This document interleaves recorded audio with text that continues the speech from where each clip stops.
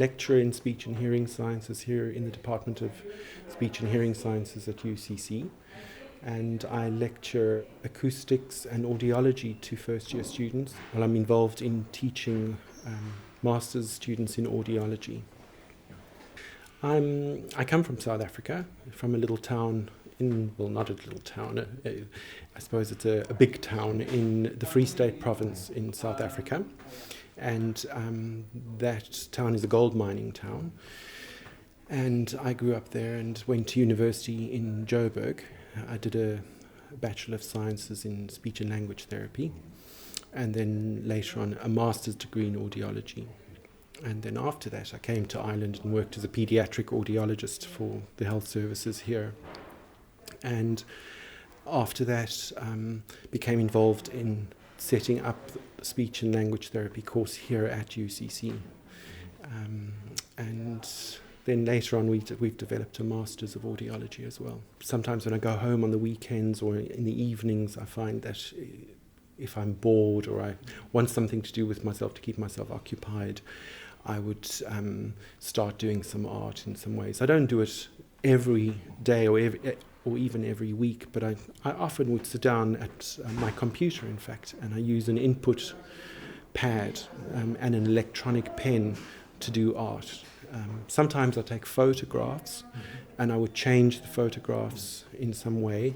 And it gives me a lot of pleasure to do the art because sometimes, any kind of work environment can be stressful, working with people or working with difficult things that that are ordinary for work environment.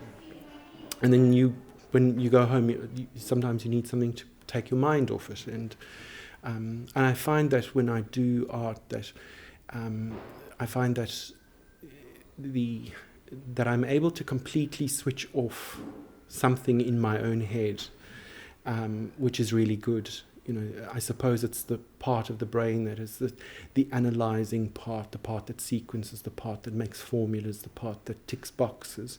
And then that part becomes silenced when I do art, and I can kind of enter something which isn't like that. It's in a way timeless. You kind of find yourself in a landscape which is different to the ordinary one, and time can flow by very quickly, and you can forget everything else, and I find that very relaxing. The inner landscape is what goes on inside your own mind, the part that is maybe secret to other people and secret to yourself. Sometimes it's the unconscious mind. It's the part of you that exists in a kind of a dream world, and it's the part that is always there with you and influencing you in some way, I believe. And it's the part from which you can draw a lot of nurturance and inspiration within yourself, this inner landscape that contains symbols, and it's like dreams would be, the dream world would be part of the inner landscape. And when I do art, I never know what I'm going to do. I just look at, maybe I have a photograph, or maybe I just have a blank piece of paper or a blank screen on my computer. And I don't know what I'm going to do. I just start.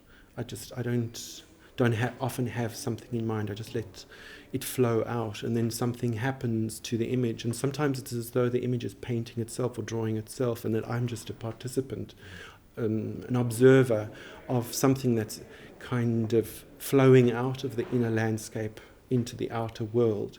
And that I find that whole process very fascinating, and I sometimes surprise myself at what I do. I'm like, this is different. I didn't expect this to come out. How come this thing was here?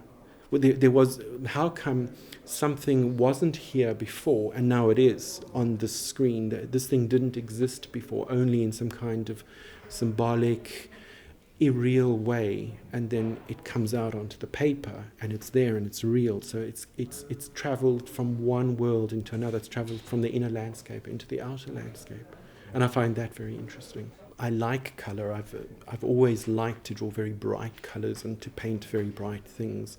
I like very high contrast images, and I like very bright images, and I think it could have something to do with the fact that I have visual impairment, which makes my retinas very insensitive to light, and I've problems with night vision and tunnel vision as well, and sometimes reading vision. So I find maybe it's because the colours are so, maybe I use those vivid colours because I want to be able to see what I'm drawing, and also to to express myself and be able to see what is coming out. And that brightness gives me pleasure. The weather here in Ireland can sometimes be so grey and wet, and people wear very dark colours and browns and greys and blacks. And I feel that to put colour in front of me, it cheers me up and lifts the mood as well. So it's something I like to surround myself with colour and bright colours in my home as well. I have a condition called retinitis pigmentosa, and that condition means that the retinal cells deteriorate over time, and they have deteriorated over time. So yeah, I think I'm going to keep going with art as long as I can. And the technology is very, very helpful these days. I mean, the fact that I'm able to do art on computer means that I have a backlit screen, which then makes it much easier for me to see my images. So that in itself is a huge help for me when I'm reading books and when I'm when I'm doing art. That the actual backlit screen is helpful, and I suppose that will help me in the future. But life happens, and you have to just deal with realities as they arise.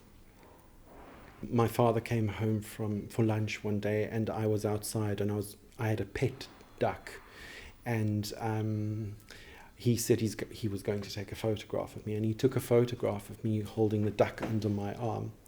And I actually found this image a while back, and I thought I was going to try and draw it. And one of the images in this exhibition is a picture of myself with this duck under my arm, and I think the duck was complaining at the time to get loose. And I loved that duck. I believe it was eaten eventually, but hey, that's life. So yeah, my first love was the duck, and I think that sits with me. The friendship with that animal was important to me as a child, and I remember it very vividly.